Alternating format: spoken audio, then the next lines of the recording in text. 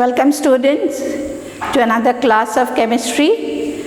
We finished the first chapter of your syllabus, matter and its components and the changes of the states of the matter. We come to the second lesson today. Written on the board you can see physical and chemical changes. Okay, changes. What do we mean by changes? Can you give me one example? Very, very easy. Everyone, you should think.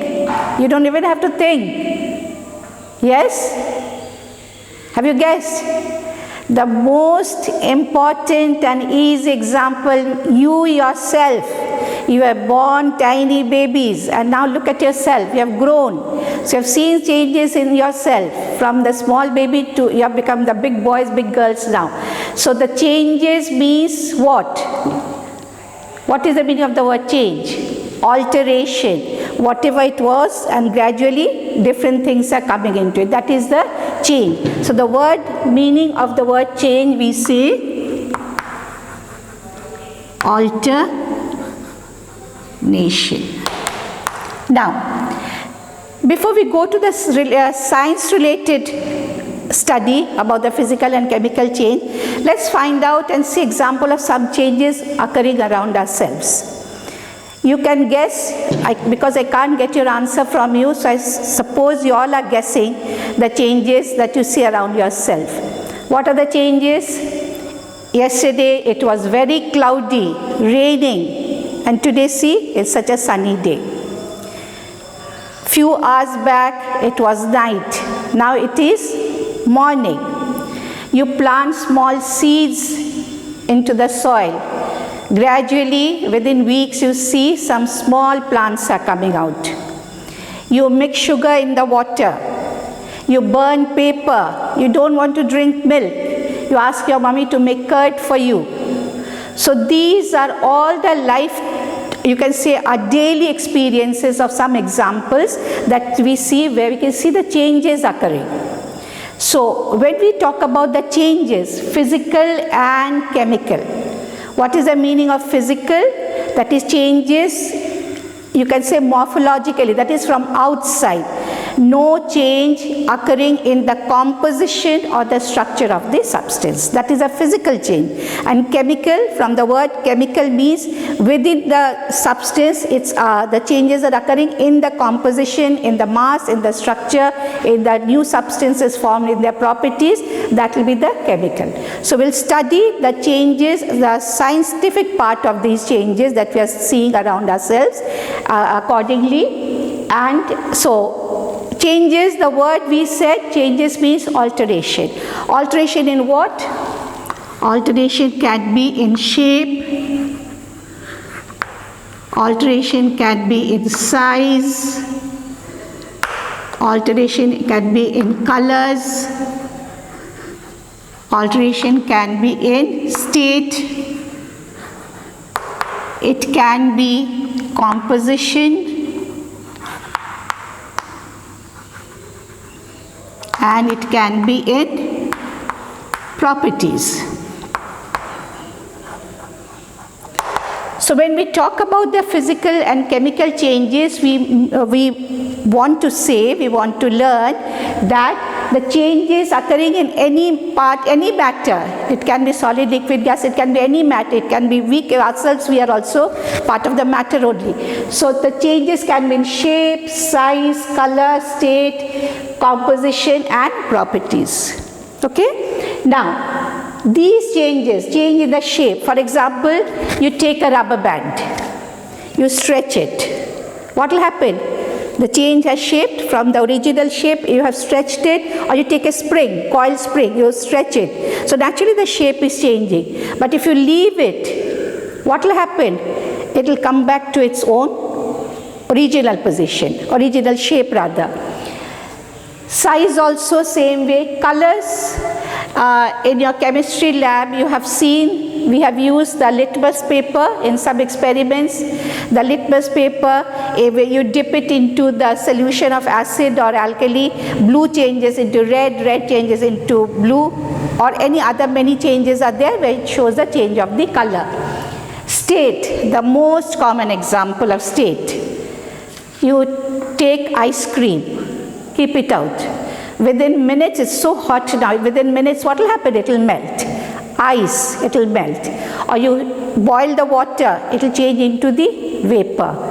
But then if you leave it, if you remove the condition of the change of the state, it comes back to its original state. So these are the changes which occur only from the outside, only in the properties, which doesn't affect the composition of the substance. When it doesn't affect the composition, that is one type of the change, and when it affects the composition, structure, completely new substance, new properties are formed, that is the change in the properties. So with these examples, that is the basic part I discussed with you. With these, we were going to study the changes under two heads. We classify them into two heads. One is the physical, the other one will be the chemical. So now let's start.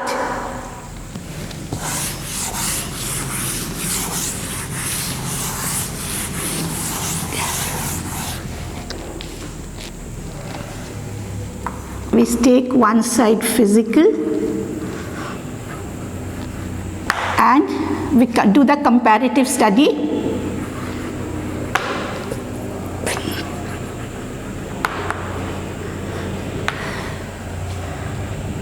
Let's draw mark it. Now, in bio, just in your bio class, we have done photosynthesis. Can you guess what type of change will that be? Raw materials are taken and completely new substances are being formed. Food is being prepared. So what type of change is that? Will it be physical or it will be chemical? Food, the raw material changing into sugar, is it a chemical or physical? What is changing? Just now we discussed, composition is changing or not? Or only the physical state is changing? Composition is changing, so it will be a chemical change. Now, when your mummy is making chapatis at your dinner time or lunch time, go and stand next to her. What is she doing? First, she is making the dough. Second, she is rolling out the chapati. And third, she is cooking it on the fire. Is it same for all three? Making the dough with water, rolling out the chapatis. Has the composition of the wheat flour changed? No. So what type of change is that? Physical. But as soon as she cooks the chapatis on the fire, the raw material, that the dough, that the wheat flour, that completely changes, and the chapati, because it's cooked on the fire, because it's taking the heat and cooking on the fire, so immediately it becomes your chemical change. Another very interesting thing is, suppose I take a chalk. I've got a piece of chalk. I break it. You can say that you have broken it, so it's completely changed. No. Why? Because the composition of the chalk remains the same. Only the physical state have broken it and made it into smaller. That is what we did, the size. That is the alteration in the size. So that's a physical change. So we'll understand. Let's take few more examples and let us understand in detail what is it. Okay? So first, physical change. For first point, we say this change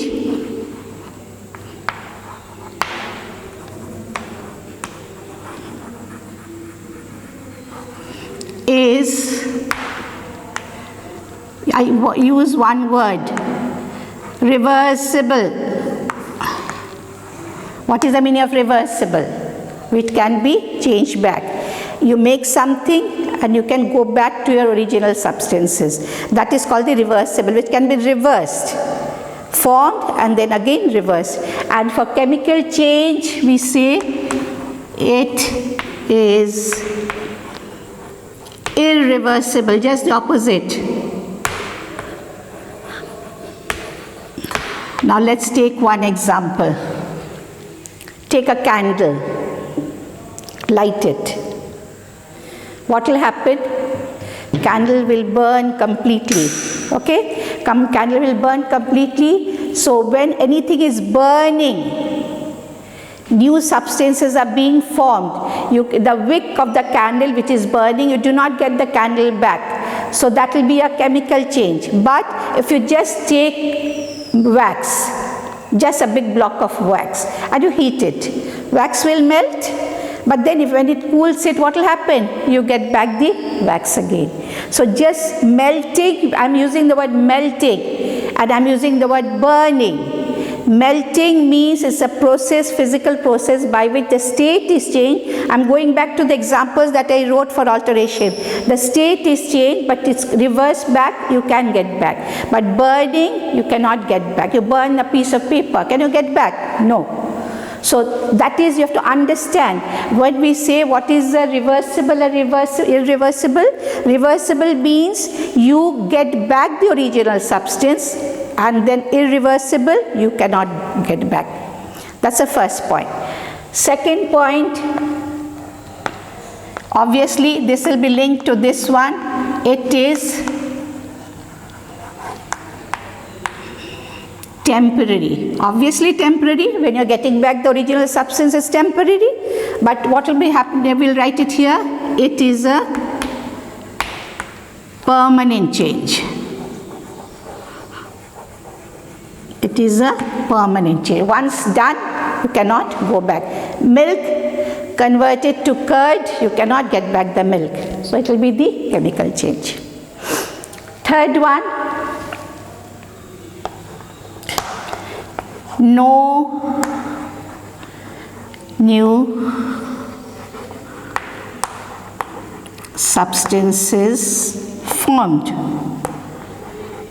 Basic composition remaining the same, and here new substances with new composition and properties.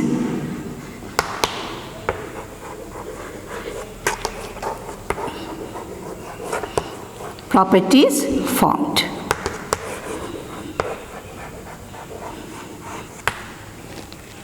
Right? So new substances with new composition of the properties formed.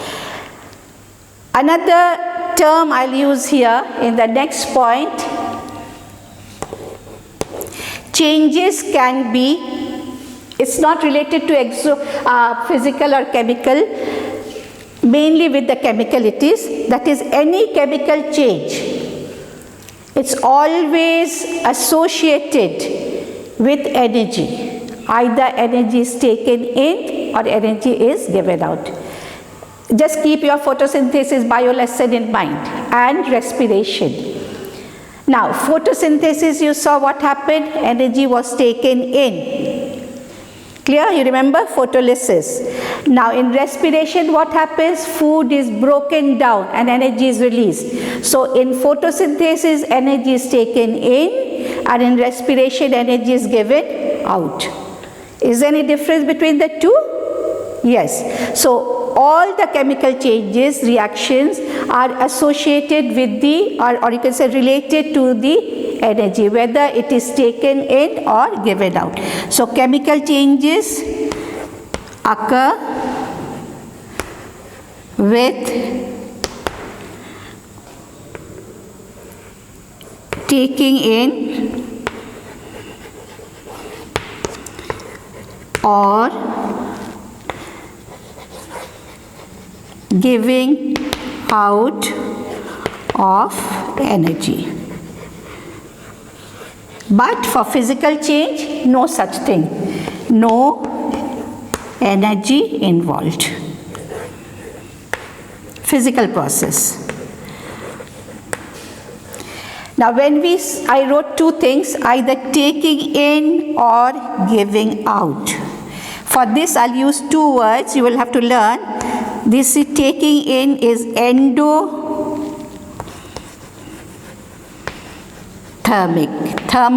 Thermic words, the thermal is related to heat. So endothermic or exothermic. Exo means giving out, endo means to take in. Okay, endo and exothermic. So two examples I'll give you, you think about it. You are mixing sugar in water, one. Then you are boiling milk, second. You have got fever, you're taking your temperature, and food that you have taken is being digested. 4 examples I gave you. Sugar, mix sugar with water, boil your milk, take your temperature, and the food that you eat and the food that is changed. So out of these 4, which one would be physical, which one would be chemical? We'll quickly discuss. I think you have guessed by now, mixing sugar into water. What? Can you get back sugar? Yes. Wow. Because you are mixing, just the sugar is melting and it making a sugar solution. But you evaporate that solution, water will come out, you collect that water separately, the sugar will be left behind. So it is temporary, it is reversible. So what change will that be? Physical. Boiling up milk, when you are boiling means what? You are giving heat and it's boiling. So it is, what type of reaction will be boiling? Endo or exo? Endo, because it is taking the heat, and it is endothermic, but it is physical. Heat, when you have got fever, heat is exothermic reaction. It is not chemical reaction, but just to make you understand, I am telling you, it is exo or endo. Exo, heat is being given out. What about the food? You have taken chapati, you have taken rice, you have taken the vegetables. But after digestion, what has happened to the food? It has completely changed. Chemical composition has changed. New properties have been formed. It's a permanent reaction. You cannot get it back. So what type of change will it be? Chemical change.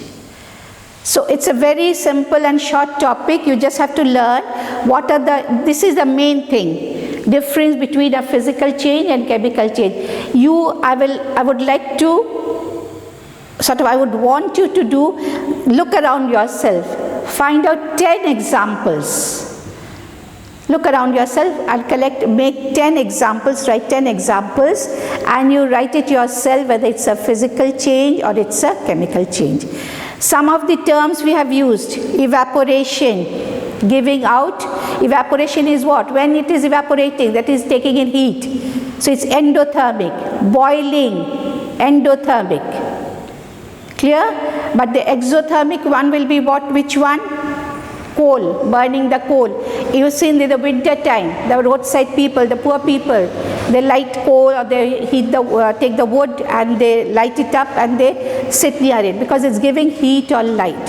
So chemical changes which are associated with heat and light, they can be called exo, endo. Actually, new terms that you have learned here is reversible and irreversible, and exo and endo. Otherwise, it's a pretty simple topic. Okay?